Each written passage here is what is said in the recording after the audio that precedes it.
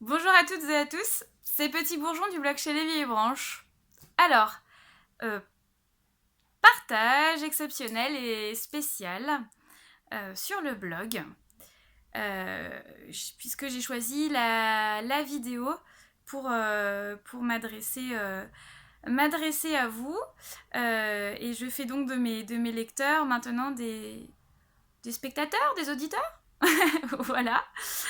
Je vais donc vous expliquer maintenant pourquoi vidéo, quel sera le sujet de cette publication un peu spéciale. La dernière fois que j'ai publié quelque chose sur le blog, il s'agissait d'un récit, d'un partage qui vous racontait un petit peu dans quel état d'esprit je suis euh, après, toute cette période de pic épidémique de Covid-19, et ce, à travers mon suivi et ma relation thérapeutique avec une patiente avec qui j'ai noué pas mal d'attaches, qui vont un petit peu au-delà de la relation thérapeutique, et qui elle-même a contracté la Covid-19. Voilà. Aujourd'hui, avec le recul, avec la période de pic épidémique qui est maintenant derrière nous, je pense pouvoir en parler avec un petit peu plus peut-être de justesse, avec une émotion un peu moins débordante. Et je crois aujourd'hui qu'on a besoin de garder la tête froide, de rester concentré, quand on sait qu'un petit frémissement, éventuellement un rebond est en train de se redessiner et qu'on va peut-être devoir renforcer à nouveau euh, les mesures de protection alors qu'elles se sont desserrées ces derniers temps. J'en parle aussi parce que c'est compliqué pour moi de passer un petit peu à autre chose. Cette épidémie a occupé mon esprit pendant plusieurs mois. Elle a bouleversé mes pratiques de façon très très importante. Il a fallu, un petit peu faire preuve de beaucoup d'adaptabilité et d'inventivité et de tolérance envers le changement pour continuer à exercer mon rôle de psychomotricienne à l'hôpital pendant toute cette période de pic épidémique. Et c'est de ça dont j'ai envie de vous parler aujourd'hui, que j'ai envie de partager avec vous. J'ai choisi aussi le support vidéo parce que pour plusieurs raisons.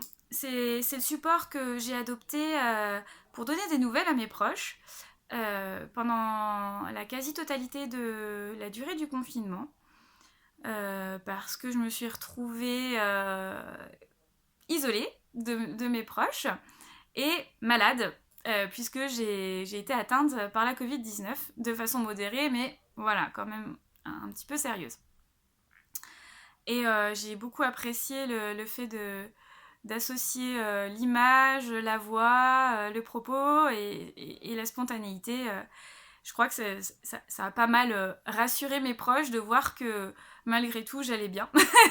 Voilà, je trouve ça beaucoup plus sympa, donc je poursuis sur ma lancée.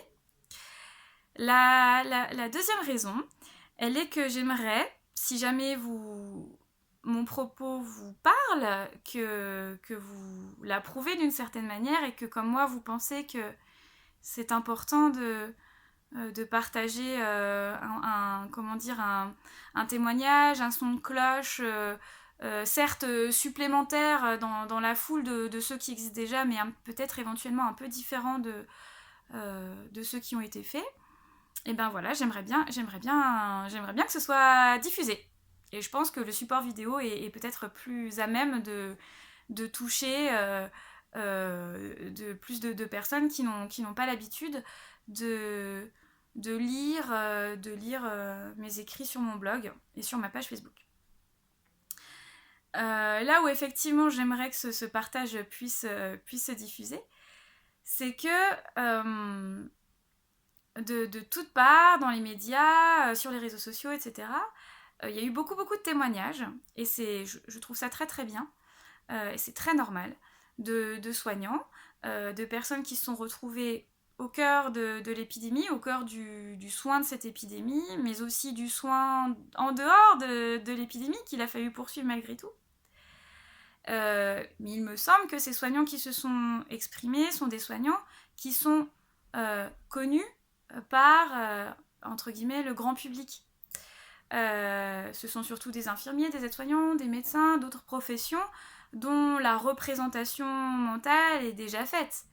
Même si, pour moi, dans l'esprit collectif, elle reste très incomplète. Je pense que ce sont des métiers au final qu'on connaît mal et surtout qu'on reconnaît peu, et c'est bien dommage. Mais au final, qui connaît la psychomotricité? Qui connaît la psychomotricité en gériatrie? Qui connaît la psychomotricité à l'hôpital? Pas grand monde. Qui sait ce que font les rééducateurs, hein, puisque les psychomotriciens appartiennent à la grande famille des rééducateurs à l'hôpital. Les kinésithérapeutes, les ergothérapeutes, les orthophonistes, etc. etc.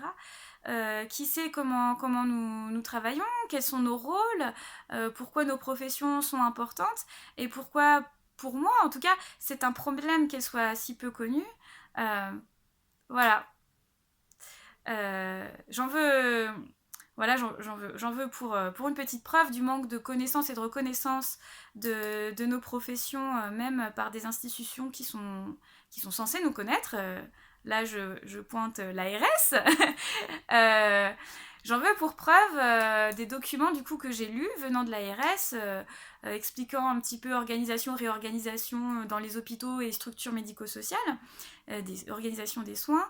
Les soins de rééducation ne sont pas cités, pratiquement pas cités. Les professions paramédicales de rééducation ne sont pratiquement pas citées.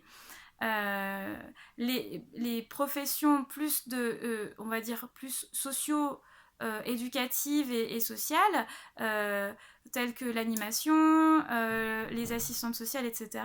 Toute la sphère du bénévolat, des interventions extérieures non soignantes à l'hôpital, sont plus présentes dans ces documents que nos professions. Voilà, et pour moi, je vous avoue que c'est quelque chose qui m'a quand même un petit peu qui m'a beaucoup touchée dans le mauvais sens du terme. Donc voilà, je ressens ce besoin de dire ouais, on a été là aussi pendant la pandémie, peut-être pas tout à fait au cœur de l'action pour la plupart d'entre nous, mais on a été là, et on est là tout le temps, et on est là, voilà, on n'a pas attendu la pandémie pour exister et pour exercer notre métier, qui est absolument nécessaire. Donc voilà, c'est l'occasion d'en parler et de le présenter, sans vouloir tirer attirer tous les feux de la rampe, enfin voilà. Et enfin, dernière raison qui motive une vidéo, et peut-être un propos un petit peu plus affirmé de ma part. Vous savez que le port du masque va devenir obligatoire dans les lieux publics fermés au 1er août. Durant toute la durée de la pandémie, j'ai lu, notamment sur les réseaux sociaux, j'ai observé dans les médias, et puis aussi dans mon entourage, des positionnements, des opinions que j'ai trouvées exprimées de façon plutôt violente, laissant assez peu de place au débat, et surtout basées sur un certain nombre d'idées fausses, d'idées très fausses, d'idées qui selon moi, témoignent d'un manque de connaissances et de culture, on va dire, scientifique et médicale, qui, moi, m'effare, pour dire le mot, m'effare, et je peux pas, je suis incapable de rester insensible et couate. D'où la raison de mon partage ce jour. Alors, mon propos est déjà long, j'en suis à 10 minutes de vidéo. Il va l'être encore plus. C'est pourquoi j'ai choisi de découper en faisant plusieurs parties, ce que je vais centrer sur des aspects bien précis. Comme peut-être vous ne me connaissez pas, vous ne connaissez pas la psychomotricité en gériatrie, comment on travaille habituellement. La vidéo qui va suivre va être une présentation que je vais tenter de faire la moins laborieuse et la moins ennuyeuse possible sur voilà, comment j'exerce mon métier à l'hôpital. Ce qui va permettre de poser un petit peu le contexte et pouvoir enchaîner après sur d'autres sujets tels que comment les psychomotriciens hospitaliers et plus largement les rééducateurs se sont positionnés pendant le pic épidémique et toutes les modifications d'organisation à l'hôpital. Et puis ensuite, je regarde mes petites notes parce que c'est un peu lourd. Et puis ensuite, voilà, je vais évoquer le cas particulier d'un des hôpitaux où je travaille qui s'est retrouvé gros cluster pendant dès le mois de mars en fait, dès le début de l'épidémie dans les hôpitaux. Et je pense que je terminerai sur la question de l'obligation du port du masque. Je prétends pas détenir le savoir. Il s'agit que de connaissances que j'ai glanées à la fois dans mon travail auprès de professionnels qualifiés, des cadres ou médecins hygiénistes par exemple. Il s'agit aussi de choses que j'ai pu lire, de choses dont j'ai fait l'expérience. Voilà. Mais je pense que ça peut... C'est important d'en parler, et c'est déjà important pour moi d'en parler. Après, vous en ferez ce que vous voudrez. mais voilà. Donc, voilà pour cette partie. C'est la fin de cette partie introductive. La prochaine vidéo va concerner donc qui je suis, comment je travaille, ce qu'est la psychomotricité en gériatrie à l'hôpital.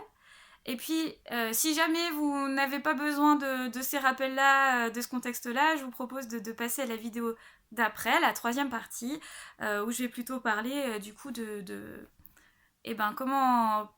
comment les rééducateurs, et plus particulièrement les psychomotriciens, ont trouvé leur place auprès des patients, auprès des équipes,